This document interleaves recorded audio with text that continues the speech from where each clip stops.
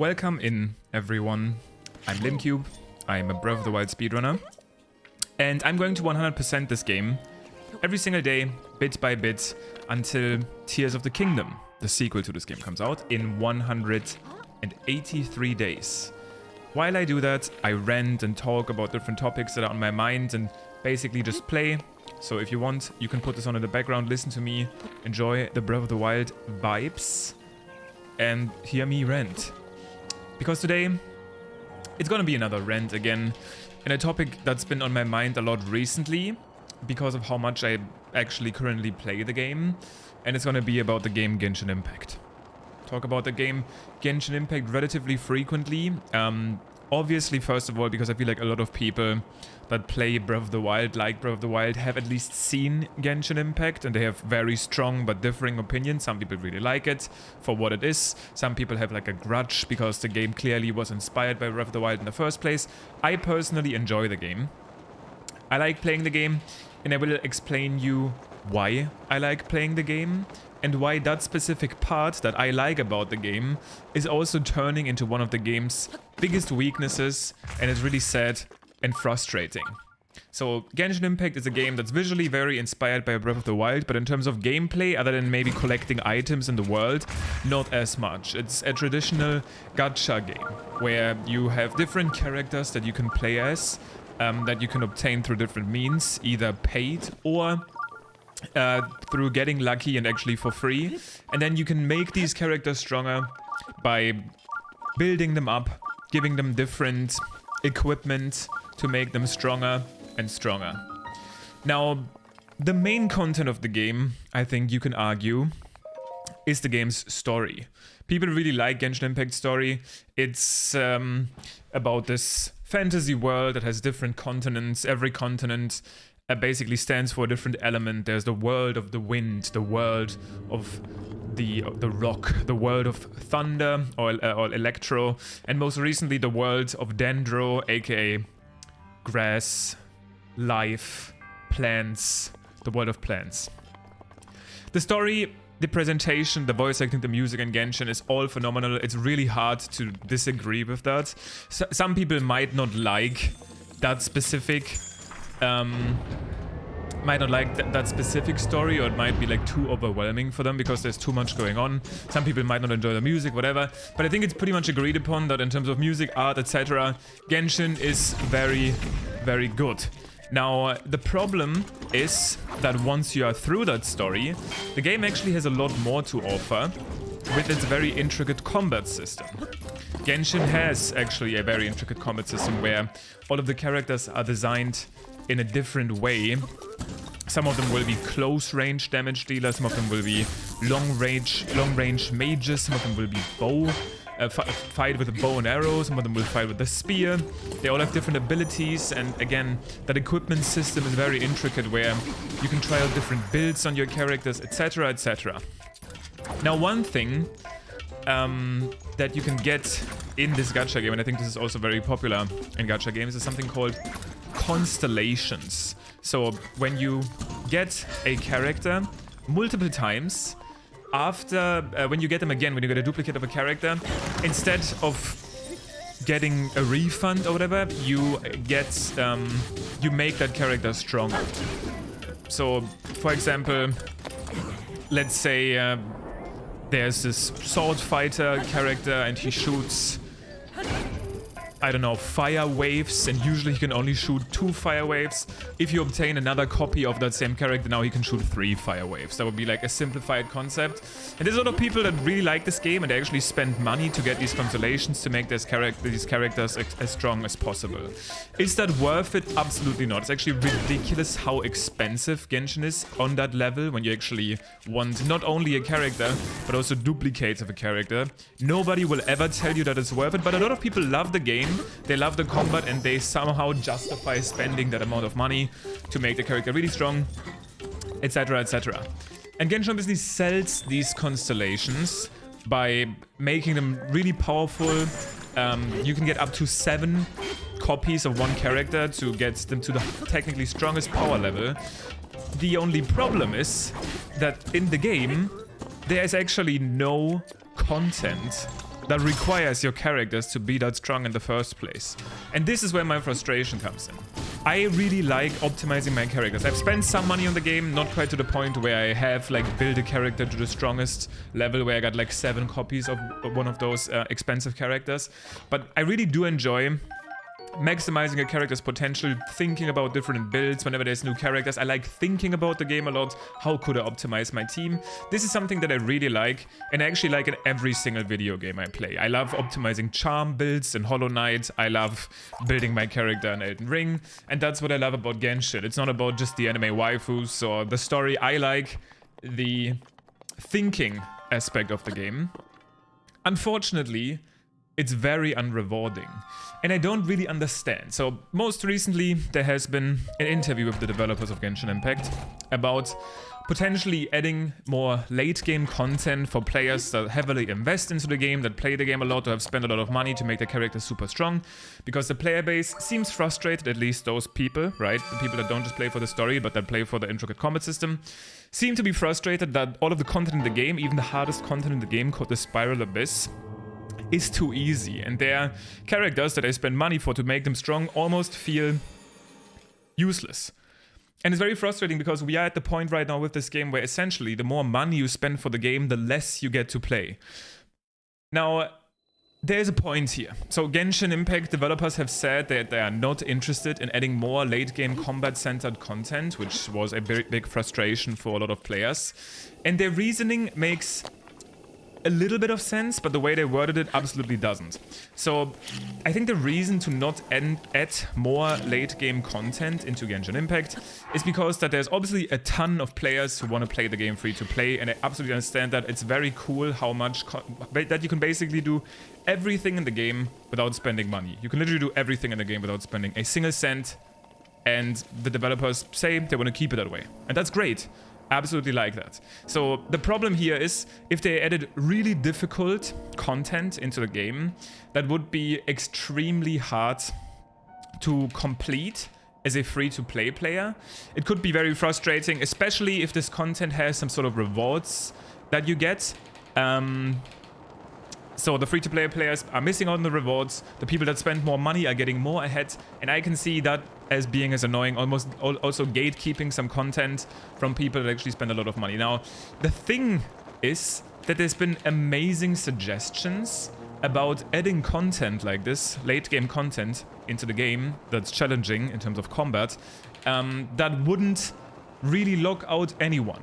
Anyone that I've asked who is also as interested in combat and optimizing your team in Genshin Impact as me, none of these people actually want rewards for this content.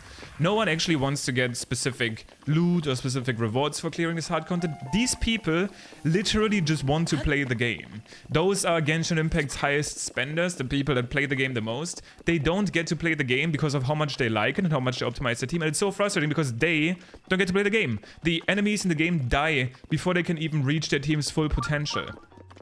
And that makes me sad. It's similar to what I talked about yesterday with Pokemon, that I think the game has so much more potential. Now, one solution that I do want to suggest real quick to this problem. Oh, so how many fire arrows do I have? Not enough, okay, to get the shrine. I'm not very well prepared. And that would be this. I think one a super easy way to make hundreds of thousands of players of this game really happy with minimal effort and without making anyone mad would be this. Let's say there was a... So, okay, I need to, for the people that don't play the game, I need to go back a little bit. So in this game there's weekly bosses, right? Weekly bosses who are presenting a pretty tricky challenge for normal free-to-play players to clear, for people that are a little bit higher invested, or even very well-rounded free-to-play accounts who put a lot of thought into their teams. They can usually clear these weekly bosses, even at the highest difficulty, very fast. What if, instead of the currently most difficult mode, they've added a mode where all they would have to do, is to give the weekly boss 10 times the amount of health. An absolutely ridiculous amount. Now, these weekly bosses in Genshin, you can actually play in co-op mode. So you can go together with your friends and it would almost feel like some sort of raid. You would take on this really tricky enemy all together. You might actually have to put some thought into what characters to bring, how to play together, and it would introduce incredible depth into the game. It would probably spawn thousands and thousands of YouTube videos, great content around the game, and all they need to do is to add 2 zeros to the health pool of the already existing boss, right? And ship it. And as much as that sounds lazy, I think so many players would be so happy with that super simple change. And again, Genshin's reasoning, which makes no sense, this is my frustration I want to say, in that interview recently where they said that they don't want to end late game content to the game, has been, oh, we think adding more combat specific late game content would make a lot of players very anxious. They would be scared to not clear them. But again, what I'm suggesting, don't even give us any rewards for it. Make it a completely optional for fun challenge, so no one can feel anxious about it. Why would I feel anxious about clearing this optional boss if it doesn't do anything for me, or if I'm not interested in it? The most ridiculous part about Genshin Impact's reasoning for not adding late game content is the way they phrased it.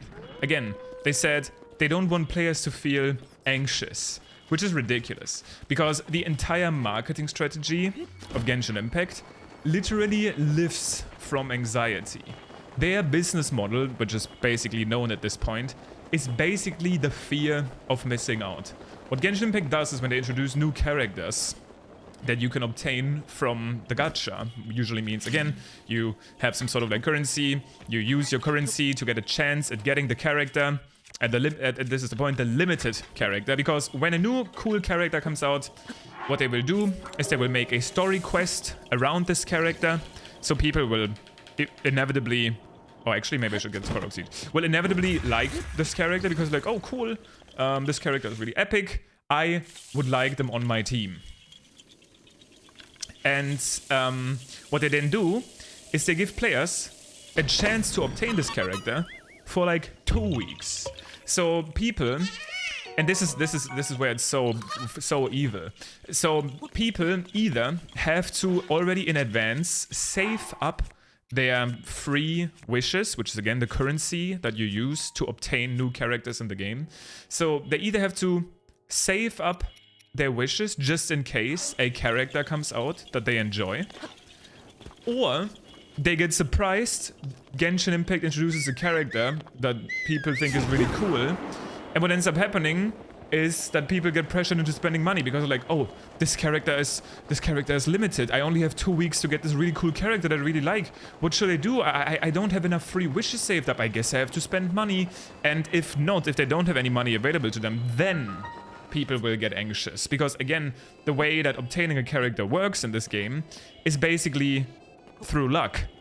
So if you are not lucky, you're not gonna get the character that you want. And what else is that gonna do to a player other than induce anxiety?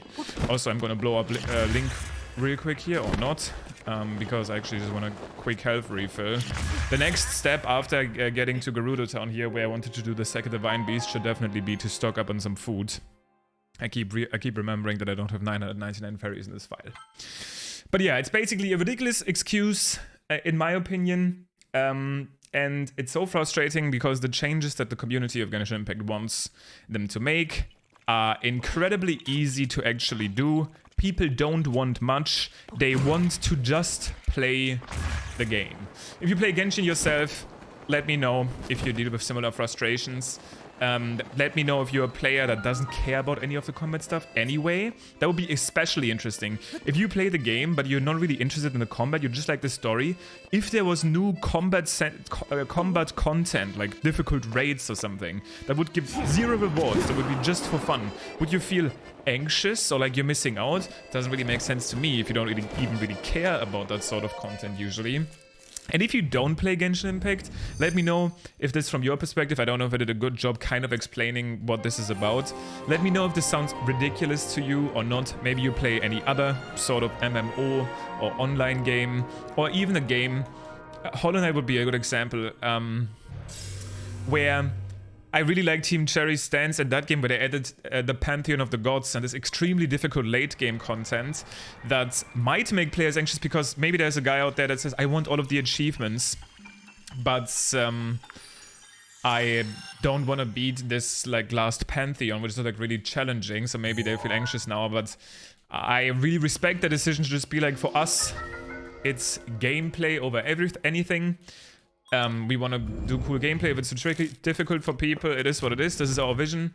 And I almost feel like if you're a developer working on Genshin Impact and you put all of this thought into designing characters, having difficult mathematical equations around how their kit and elemental reactions interact together, balancing characters by balancing their constellations, their talents, and their overall power level, and putting in so much thought into this amazing, intricate combat system only for it to never reach its full potential.